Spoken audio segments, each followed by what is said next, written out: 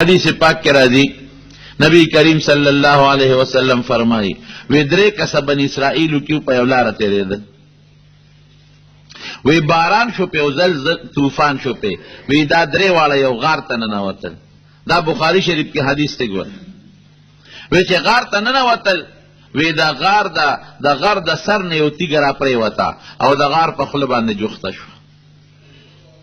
دا درے والا اس یو بلتوی چه لکا اس بپسوزو لکا من خو پر غار کې دن نگیر شو نم سو کواز اوری نس چاری بیلتیو دا او نس دا سے طاقت زمونږ ته چې دا تیږه لري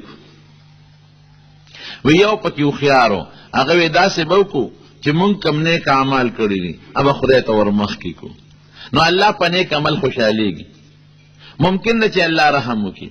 نو درې واړو خپل نیک اعمال الله ته وسیله کړ یو کس وی پروردگارا ما بگڑ چیلے سرولے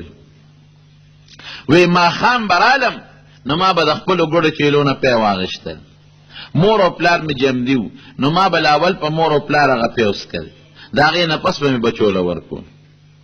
وی یوزل گیا نو نزدینو ما گڑ چیلے گیا پس دیر لری بوتلی وی چلالمنو واپس رالم مور و پلار می ودشویو وی ما گڑ چیلے و سرول جامونا می راواغشتل او د مور او پلار د کټ سرونو ته ودرېدم وی هغه بچي زما د خپو سره رنګېدل چې بابا مونږ له پی راکړه وی ما وی چې تر څو مې د مور او پلار نیس کړم تاسو له نه درکو یو سړی کې یو اخلاص دی یو ښه عمل دی اگر چې شریعت دا نه وی ورته شریعت خدا وی چې دا ماشومان دي دا غي وددي خیر د غیرت لک پرې د رسته ورکا لیکن دا د خپل اخلاص دی دا غ سعادتو بعض وخت کې یو ساده مسلمانی او د نیت انما الاعمال بالنیات دا هغه په نیت کې خپل یو اخلاص دی د اخلاص تعلق هم نیت سره دی وی بهر کې دا ماشومان په دغه جړه کې ود شو ټول شپه رنګېدل وی سار وختي سبا سره مې مور او پلار راویښ شو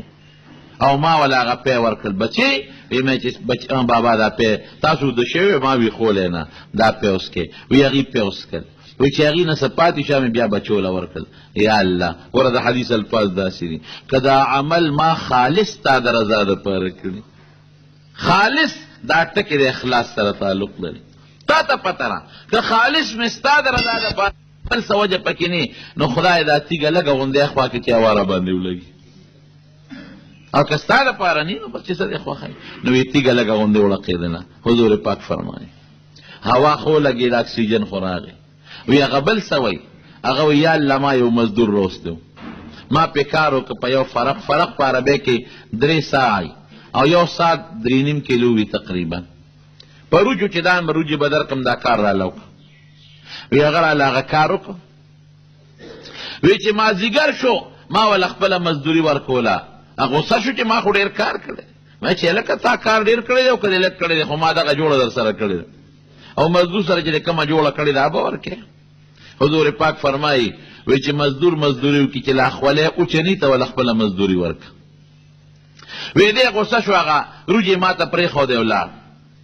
او دام ښه سړی ګوره اخلاص دې ته وی ما د هغه هغه روجې راواغېښتې او زما ډاګه خالي ځمکه او هغه مې واړو لا مې پکې وله وکرلې وی د هغې نه بلا شی جوړه شو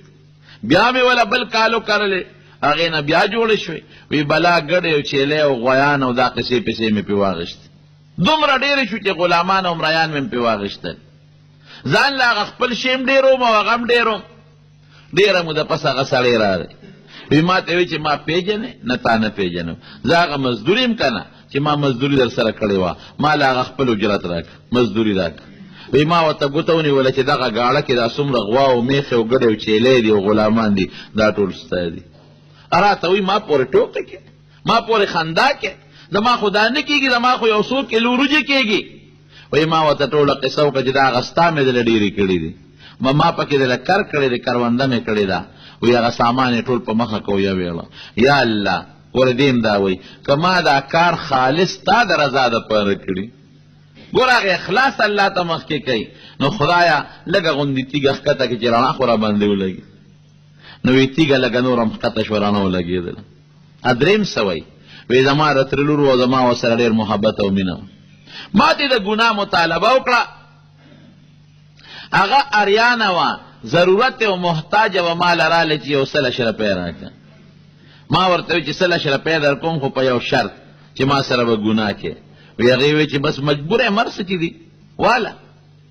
کوم د سره ګناه دا پیسې راکړه. وی ما ولا هغه 100 روپۍ دینار اشرپې ډېر قیمتي شی دی پس اخوا دېخوا خوارۍ زارۍ را یو ځای کړې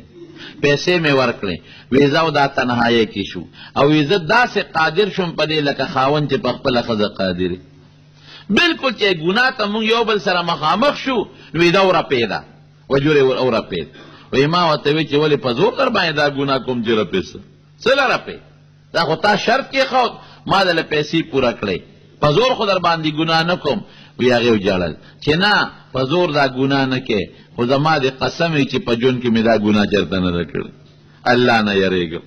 دا ګوره ډېر اوچته خبره ده د خدای نه یېرېدم. وی فوراً ترې پاڅېدم او هغه پیسې مې ورله ورکړې چې دا د خدای په نوم ګناه مې ورسره ونه کړه.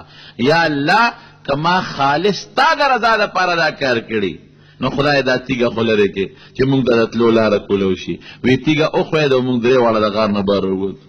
دا رسول الله مبارک فرمایي. د بني اسرائیل او د درېو کسانو قصه کوي. ګوره عمل دونه شی نه دی اخلاص پکې نه وي.